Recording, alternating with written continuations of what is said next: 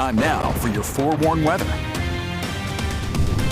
Good afternoon, Utah. Earlier in the show, I told you that once we get into this weekend, we're going to feel some influence in our weather from what is now Hurricane Hilary. It's not only just a hurricane, it is a major hurricane that currently has winds of 145 miles per hour, a Category 4 south of the Baja Peninsula. Now, as we go throughout the next several days, Hurricane Hilary will be making its way further to the north and will be approaching the southwestern United States by the end of the weekend into early next week. Even though it is going to be moving north, it is going to be weakening, and I only use the word weakening in the sense of wind speeds, because as this storm weakens, it's still going to be dragging in a lot of tropical moisture along with it. So we could be talking about a very significant rain event in the southwestern United States, especially southwest of our location. But you typically do not see tropical systems in Southern California, as those systems have typically weakened by that point to below tropical status or have since faded away. There is the chance that we could see Hilary maintain tropical status even into Southern California. And for the first time ever from the National Hurricane Center, they have issued a tropical storm watch for most of southwestern California, as within the next 48 hours, they could see wind gusts or winds of over 39 miles per hour, higher wind gusts. And when it comes to rainfall, 1 to 3 inches for coastal areas, 3 to 6 elsewhere, locally higher amounts, and we even could see isolated tornadoes in these spots.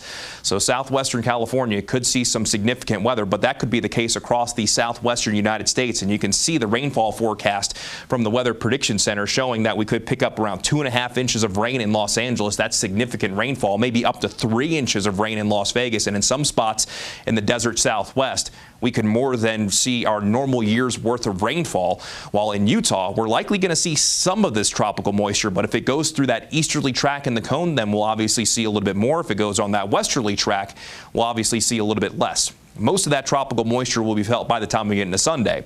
As for tomorrow, most of the moisture that we're going to see will be still that monsoonal moisture, that deep monsoon moisture at that, where most of the Beehive State included within a marginal risk of excessive rainfall that could lead to flash flooding. In southwestern Utah, we could start to tap into some of that tropical moisture, and that's why you see a slight risk down around St. George. Now, when it comes to Sunday, when we're really starting to see that tropical moisture move into the western United States, southwestern United States, a high risk for excessive rainfall in portions of Southern California, a moderate risk, which is a significant risk that even stretches up towards Las Vegas.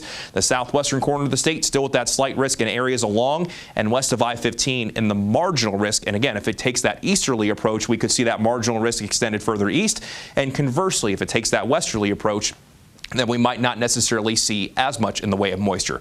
Let's go ahead and walk you through things here on the moisture tracker. Right now, we're in that monsoon flow. High pressure to the east, low pressure to the west, allowing that monsoonal moisture to come in.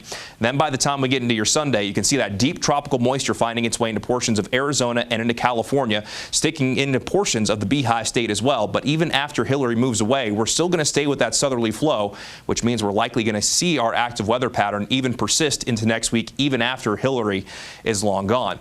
But back to today, we have our own flooding concerns to deal with, as from the central mountains down through southwestern Utah and the south central Utah, there's a flood watch currently in effect through this evening. Especially, we could see flash flooding in slot canyons, dry washes, burn scars, low-lying areas, and urban areas. One of those days you want to make sure that you stay on top of the weather. It's not a guarantee flash flooding is going to occur, but that potential, like yesterday, does exist. And we are tracking showers and thunderstorms in southern Utah, mainly along and south of the I-70 corridor, even one thunderstorm developing just to the east of Cedar City. And we're already seeing a few thunderstorms developing in southeastern Uintah County.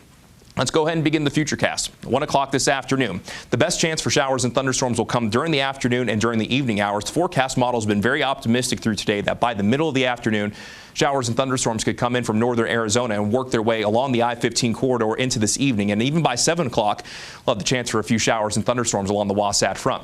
Going into tonight, we hold on to the chance for a few passing showers, even though the thunderstorm potential looks like it's going to go down. And then with that straight southerly flow tomorrow, scattered showers and thunderstorms a possibility across the entire Beehive State.